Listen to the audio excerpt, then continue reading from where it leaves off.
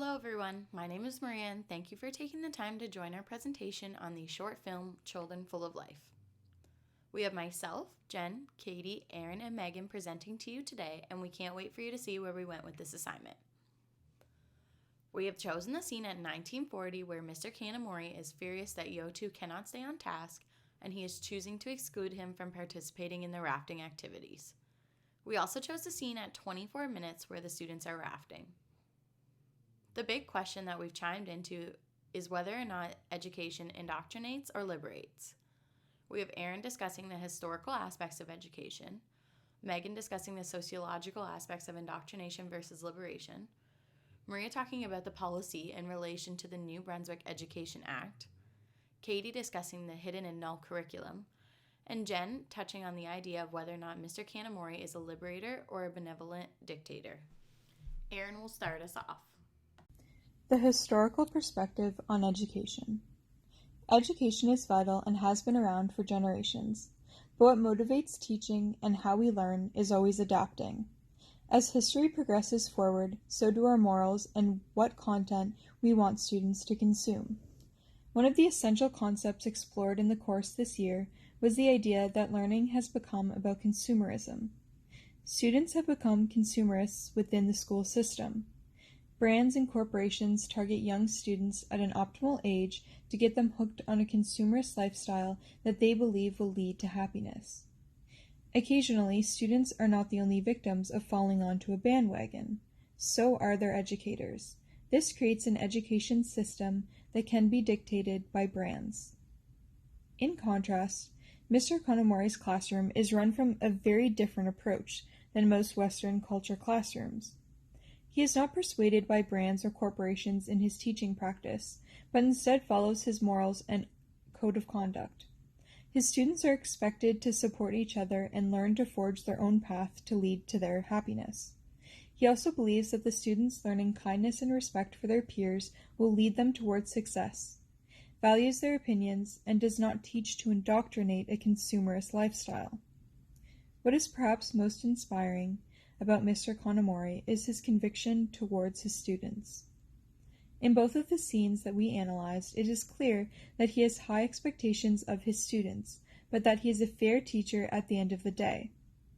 Although his passion and sometimes anger cause the students to become emotional, he also draws out honesty and courage. The New Brunswick curriculum does state many of the values that Kanamori instills in his students, but it perhaps does not consider the many factors that educators face. For example, sponsors of individual schools having sway over opinions and perspectives in New Brunswick school systems. Although it is hard to say whether Kanamori experienced similar plights, something tells me he would likely ignore interference and charge headlong into his lesson plan, unencumbered by others' opinions. His students learned more in 2 years when he had them about emotional intelligence and integrity than many experienced throughout their young academic years. Mr. Kanamori was not teaching in a way that created cookie-cutter students, who all think the same way or who follow leadership blindly. Instead, he taught them to stand up to authority when unjust or corrupted. He did use indoctrination to teach them valuable lessons, which then led them towards liberation. Education both indoctrinates and liberates. It's important to bear in mind that indoctrination into a school of thought can actually foster liberation. The clip we focused on from Children Full of Life demonstrates the belief that individual actions have individual consequences. This notion of the value of the individual and the subsequent responsibility of said individual is the foundation of Western thought that is instilled into children from a young age. This can be considered indoctrination. However, if viewed positively, the child learns that their actions have consequences, and further that they are in control of their opportunity based on personal choices. Moreover, the children who then decided they didn't want their classmate left behind exercised their individual choice and agency to allow the student not to be excluded. They used their individual rights and responsibilities, which a Western indoctrination fosters, to do good.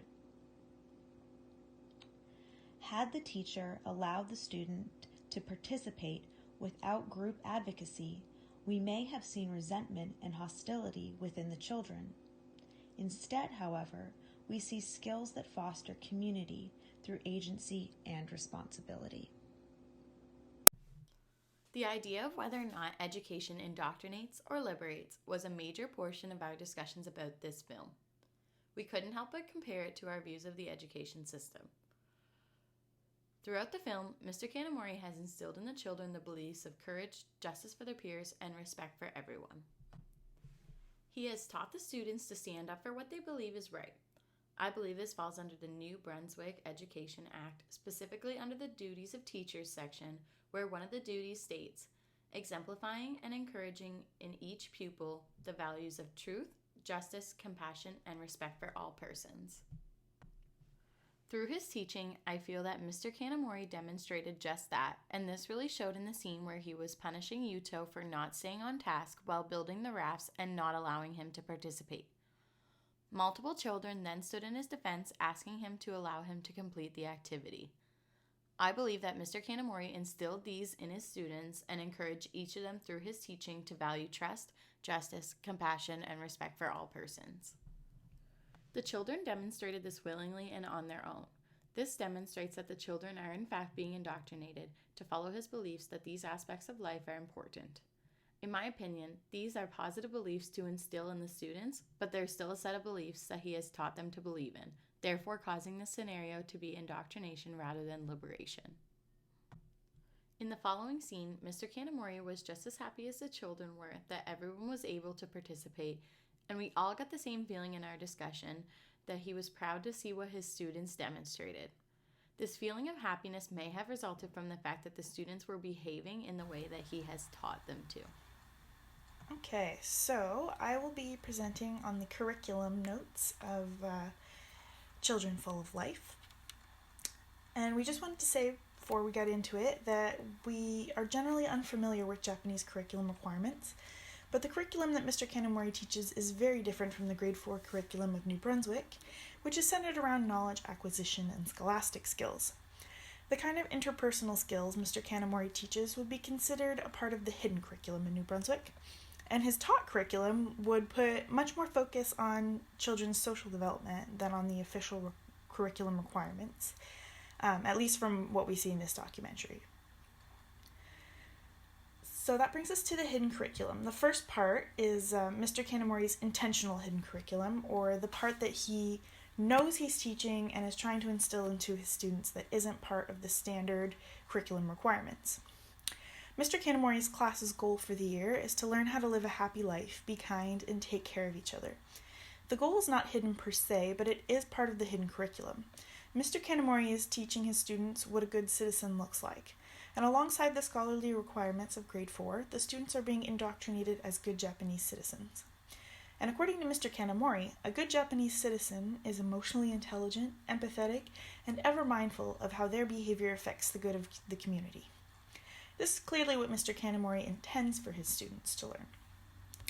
The next slide brings us to the second part of the hidden curriculum. Mr. Kanamori, possibly subconsciously, but also consciously at some level, teaches his students that the teacher, or authority figure in general, is the ultimate power. This is significant as it will eventually affect how the students understand their own relationship with their elders, the police, and the government. Furthermore, he is propagating the Japanese cultural understanding of respect and honor, which strongly influences behavior and cultural norms, with consequences for negative behavior not only affecting the perpetrator, but the honor of that person's family, or in this case, the class.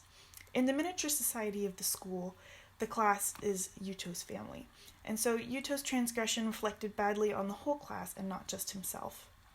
This can be seen when Mr. Kanamori is asking the other students why they didn't stop Yuto if they knew what he was doing was bad. Then in the scene where Yo stands up to Mr.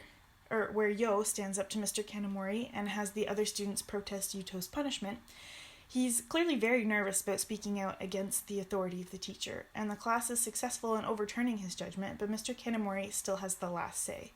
This adds to the idea that he is a benevolent dictator. But next it brings us on to the null curriculum. So the things that Mr. Kanamori specifically does not teach. One of these is the traditional Japanese stoicism. He instead chooses to teach his students how to tap into their emotions and express themselves in a healthy way. He also notably does not teach the kind of toxic masculinity that we see often in North America that restricts the boys' ability to cry, feel empathy, or show love for each other. Neither does he condemn the girls for being too emotional, but instead invites them all to feel what they will and work through it together. Mr. Kanamori also does not teach his class to compete against each other for the highest grade or the best draft, but that the good of the class is more important than the good of any one person, or when one person is not happy, nobody is happy. He specifically avoids teaching his students the values that are so often unconsciously taught in the West, that individual gain and achievement is the goal, even at the cost of others' happiness or well-being. Next, we're going to talk about the Policy 703 and its relation to Mr. Kanamori's class. So they've listed some goals here that are set out by the New Brunswick Department of Education, specifically in Policy 703. I'm not going to read them for you because I trust that you can read. But basically, it's talking about molding their students into a good citizen and creating a safe and happy work environment at school, and creating good relationships with the students. So when it comes to Mr. Kanamori's teaching and Policy 703, we can evaluate him on a couple of fronts here.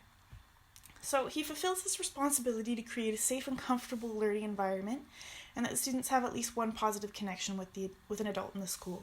You can see this at the very beginning of the film when all of the students rush in and scream and yell and are happy because they have Mr. Kanamori again this year. He constantly models good citizenship and civility. It's like the number one thing that he teaches in his class. And his consequences are generally fair, and he's willing to change them if the students deem them unfair, which we can see in the episode there with Yuto and Yo. And then furthermore, after that scene there, and the scene where they're all by the pool, Mr. Kanamori is really proud of his students for the way that they handled that situation. So clearly, he has a good relationship with the students, and a good handle on consequences and positive learning environments. The only problem that I saw, and this is also keeping in mind that this is a translated version, there's a lot of cultural differences, so perhaps that is where the issue lies. But that being said, he condemns the child when he's confronting Yuto. He says, "When are you going to get yourself sorted out?" And part of the New Brunswick Education Act says that we should never condemn the child, but only the behavior. And also he uses a very aggressive tone and body language, poking his fingers in Yuto's chest and yelling in his face. And the New Brunswick Education Act states that the discipline should always maintain a child's dignity. So in that case, Mr. Kanamori didn't exactly pass, but overall he seems to be a good teacher and have a good handle on creating positive classroom environments. And with that, I will pass it off to Jen. Teacher as liberator or benevolent dictator. Carl Rogers envisioned teachers modeling their practice along the lines of the client-centered approach of psychotherapy. To be student-centered, teachers must be sincere, honest, and authentic, and demonstrate unconditional respect for learners. Mr. Kanamori often seeks to lead the students to catharsis to impart lessons of empathy, which speaks to a certain psychologically driven approach. While Mr. Kanamori would appear to embody parts of Carl Rogers' Teacher as Guide, the audience shouldn't be lulled into accepting at face value that the class is fully student-centered. Mr. Kanamori, as much as any teacher, can just as easily be viewed not as a liberator, but a benevolent dictator. When disappointed, he will pound his desk or tap students to emphasize his displeasure and use demeaning language to berate students in front of the class. Acts of contrition and expression of emotion by students are publicly performed those that meet Mr. Kanamori's subjective view of appropriate empathy and kindness are rewarded with equally public approval from an authority figure. Indoctrinating a collective sense of community under the authority of a single individual can be liberation, or it can be the opposite. In science fiction, we have the example of the Borg, who assimilate species from various worlds, replace elements of their biological selves, and share a collective consciousness in which individuality is erased in favor of group unity. There's no infighting or conflict within the collective. There's peace, but no freedom. The Borg are an example of when collective consciousness and well-being is taken to an extreme and then imposed upon other groups. Historically, education has been and remains a target for government structures to develop the ideal citizen, whether to support polygenetic ultranationalism or a consumerist democracy. At the center of any system are notions of power, purpose, and meaning, and through education these are transposed onto emergent citizenry. Education requires that students perform for authority, and the imposition of any value should not be construed as benign. To offer a brief summary, we have come to the conclusion that Mr. Kanamori indeed does indoctrinate his students to accept the importance of emotional intelligence, empathy, and to produce a sense of community where students must always treat each other and others in the community with respect. There are multiple aspects of the New Brunswick Education Act that we see within Mr. Kanamori's teaching, including the teaching of respect, compassion, justice, and trust. We also see multiple resemblances between his teaching and the New Brunswick Policy 703. The only concern that we had was the fact that he condemned the child rather than the behavior. Thank you so much for taking the time to listen to our presentation.